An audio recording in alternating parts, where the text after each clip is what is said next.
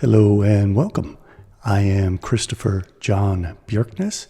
It is July 4th, 2022, and today I am going to be discussing an ancient biblical plan to convert the common man into a serf peasant farmer who slaves for a ruling, very wealthy, intellectual elite class that comes to dominate all of humanity. This plan has manifested itself in modern history in Marxism, and I believe also in the plan to instigate victory gardens among Americans and Westerners at the same time that the Soviet Union was becoming an agrarian society of enslaved peasant farmers. And I think there has been a covert, even more modern movement to try to convince Americans and other Westerners to abandon the big cities and work small farms, failing to educate their children. And many of the same people who promote this lifestyle also promote the idea that it is foolish for American children to obtain a college education. Americans are increasingly leaving the big cities in search of a more peaceful country lifestyle. But is this an organic movement, or has it been artificially and purposefully instigated in order to fulfill these Marxist and biblical agendas? Many people are planting gardens or considering starting a garden, which I think is perfectly reasonable and a very good idea and a good lifestyle, so long as it doesn't become everyone in society slaving for sustenance farming. During World War I, the American government encouraged Americans to grow their own victory gardens. Some people today are gardening because they believe there may be a third world war. So in effect, these small gardens that people are generating are very much like the victory gardens of World War I and World War II, and they're being planted for many of the very same reasons. It is amazing how this history keeps repeating itself over the course of thousands of years and over the course of world wars. The Bible presents a story in Genesis of two distinct classes of people who are separated like light and darkness, day and night. These distinct groups are symbolically portrayed as the twin brothers Esau and Jacob. Esau is portrayed as impulsive, foolish, gullible, and only fit to slave in the fields for his intellectually superior brother Jacob, who exploits Esau's labor, while Jacob leads a sedentary and studious life in his tents. Genesis also tells us the instructive tale of Joseph, who came to rule over the Egyptians by first starving the Egyptian masses, then trading them back the food that they themselves had grown in exchange for their liberty. In this way, Joseph came to rule over the Egyptians behind the throne of the Pharaoh. He first initiated a famine by storing all the food in stockhouses. Then, when famine struck, he insisted that the Egyptian masses surrender their liberty and become his slaves in exchange for the return of a small portion of the food that they themselves had grown, which Joseph had hoarded for the purpose of causing them to enslave themselves to Joseph. Adam and Cain were cursed to have to farm the barren land, so the ancient peoples considered it a curse to have to labor on the land, and they viewed it as a golden age when nature had provided all their sustenance and they did not have to farm or raise livestock. People who are compelled to farm for their sustenance usually end up as serfs, serving a noble class which lords over them. The education of a farmer's children is often sacrificed for the sake of tending to the crops. Over time, the wealthy class gain every intellectual and technological advantage over the small farmer and their progeny. They learn how to develop weapons and armor in order to maintain their power over the masses of the common people. The common people neglect their education and fail to gain any of these scientific and technological advantages, which are only doled out to them as the ruling elite see fit. Historically, generation after generation of small-scale farming creates an absolute wealth gap between the farmers and the ruling elite, and develops into a complete tyranny of the upper classes over the common peasant farmer by design.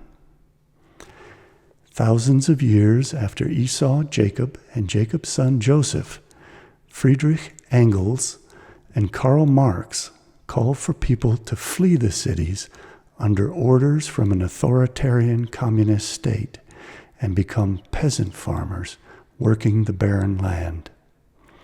Engels and Marx predicted in the 1800s that there would be a terrible world war in the foreseeable future that would create the conditions needed for a successful communist revolution. They hoped that millions would die in the coming world war due to, quote, famine, plague, and general savagery, close quote. That war eventually erupted as World War I in 1914. Marx and Engels planned for the state to turn all arable land into farmland and force the masses to work the land like Esau in the fields, while the Marxist intellectuals lorded over them from their tents like Jacob and stole all their property and liberty like Joseph and Moses had done to the Egyptians. There was a terrible plague during the First World War, much like the 10 plagues which befell the Egyptians, in biblical lore at the hands of the patriarch Moses. Millions died in the general savagery of the First World War. The best and bravest lost their lives, and the children they would otherwise have had were never born.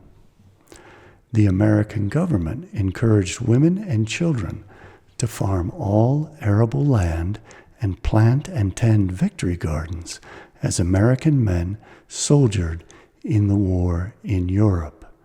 This mirrored what was taking place in the Soviet Union.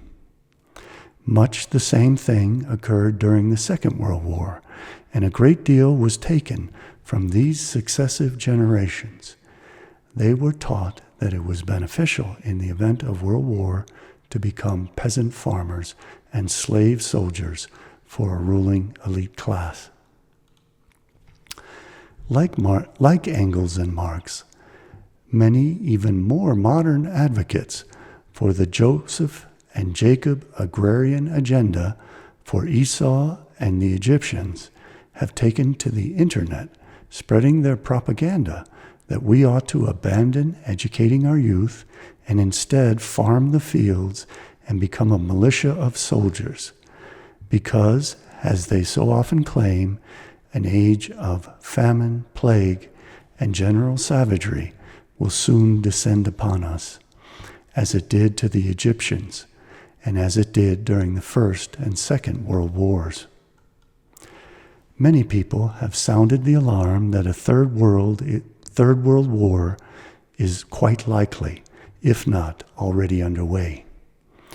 It would be interesting to determine if anyone has sponsored this movement out of the cities and shift to a farming lifestyle which so closely resembles the 10 planks of Karl Marx's Communist Manifesto of 1848, and if any political organizations have shifted their propaganda campaigns and tactics from colorful posters to posers and astroturfers on the internet.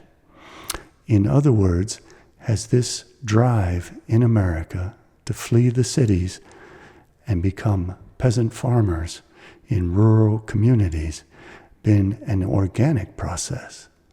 Or has this been astroturfed by paid propagandists?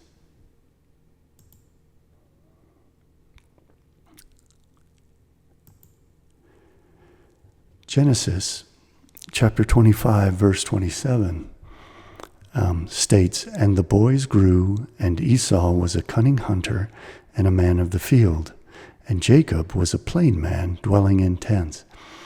This has been interpreted ever since it was written as meaning that Esau was to be a beast in the field, serving as a slave for Jacob, because Jacob was intellectually superior and could provide order to Esau's wild and chaotic life. Exodus chapters 9 through 12 describe the process that Moses undertook to force the Pharaoh to allow the Israelites to escape Egypt, and that involved 10 plagues. Chapter 9, verses 13 and 14 state, "And the Lord said unto Moses, Rise up early in the morning, and stand before Pharaoh, and say unto him, Thus saith the Lord God of the Hebrews, Let my people go, that they may serve me. For I will at this time send all my plagues upon thine heart, and upon thy servants, and upon thy people, that thou mayest know that there is none like me in all the earth." In Genesis chapters 41 to 47, it details how Joseph enslaved the Egyptians by depriving them of their own food and then coercing them into surrendering their liberty to Joseph in exchange for that very same food that they themselves had grown. This plan was reiterated in the Communist Manifesto of 1948. I will read a few of the 10 planks which are relevant.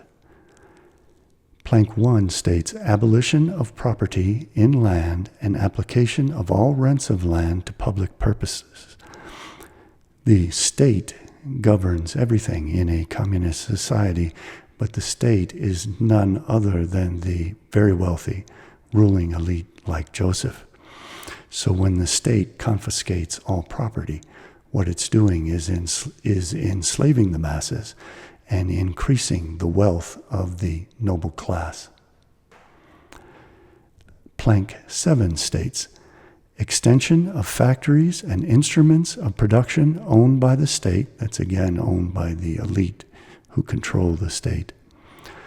"The bringing into cultivation of wastelands and the improvement of the soil generally in accordance with a common plan." That was ironically the curse that was placed on Adam and Cain, that they were forced to be farmers laboring on the barren lands. So they were, in effect, cursing the masses to become peasant serfs, slaving for them, while they lorded over the peasants as their intellectual elite, who viewed that they were far intellectually superior to the masses, and therefore had a divine right to lord over them and impose their will upon them and give whatever order to their lives they saw fit. Plank 8, "Equal liability of all to labor except for the ruling elite." This is how they enslaved or mass murdered the bourgeois middle class that kept society functioning and healthy, and instead forced everyone into this slave condition, working the barren land, just as Adam and Cain were cursed to work the barren land. Establishment of industrial armies, especially for agriculture. So the doctors, lawyers, police, all of the most successful members of society were either exterminated, which was what the communists preferred, or they were forced to become peasant laborers so that the whole society would collapse, which is what happened in Russia after the Bolsheviks, Trotsky, Lenin, and Stalin took over the Russian Revolution. They destroyed all the crops, just as Joseph had confiscated all the crops. They burned them and they hoarded them and forced the people to starve to death. And then it was America with Herbert Hoover who actually bailed out the Soviet Union and provided them with agricultural products and with funding. So it was America that kept the Soviet Union alive, just as the leaders of the Soviet Union enslaved and starved the common people to death. So it was precisely the same conditions that existed in Egypt under Joseph and the Pharaoh. Plank number 9, combination of agriculture with manufacturing industries, gradual abolition of the distinction between town and country by a more equable distribution of population over the country. And we now see in America that people are being encouraged or feel obliged to flee the crumbling cities that are becoming more and more filled with crime and become agrarian people, essentially peasant farmers and serfs, working small farms in order to feed themselves out of fear that the nation will run out of food. So it's very interesting that Americans are today being driven to fulfill the Communist Manifesto and the plans of Jacob and Joseph and Moses. Friedrich Engels predicted the First World War in 1887. He wrote, "No other war is now possible for the Prussia-Germany than a world war, and indeed a world war of hitherto unimagined sweep and violence. 8 to 10 million soldiers will mutually kill each other off, and in the process devour Europe barer than any swarm of locusts ever did." Again, recall the 10 plagues of Egypt. The desolation of the 30 Years' War compressed into 3 or 4 years and spread over the entire continent. Famine, plague, general savagery, taking possession both of the armies and of the masses of the people, as a result of universal want, hopeless demoralization of our complex institutions of trade, industry, and credit, ending in universal bankruptcy, collapse of the old states and their traditional statecraft, so that crowns will roll over the pavements by the dozens, and no one will be found to pick them up. Absolute impossibility of foreseeing where this will end, or who will emerge victor from the general struggle. Only one result is absolutely sure: general exhaustion and the creation of the conditions for the final victory of the working class.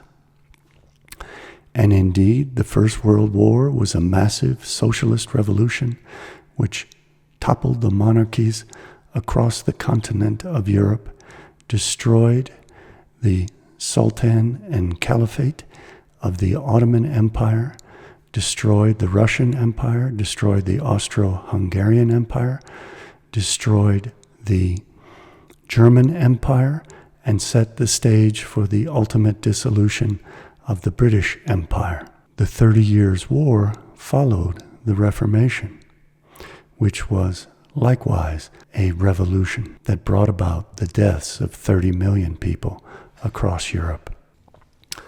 I'm now going to show you a slideshow which demonstrates how the government propaganda in America and the West for victory gardens was very similar to the propaganda in the Soviet Union, encouraging the masses to flee the cities, enter the land, and become serf-like peasant farmers.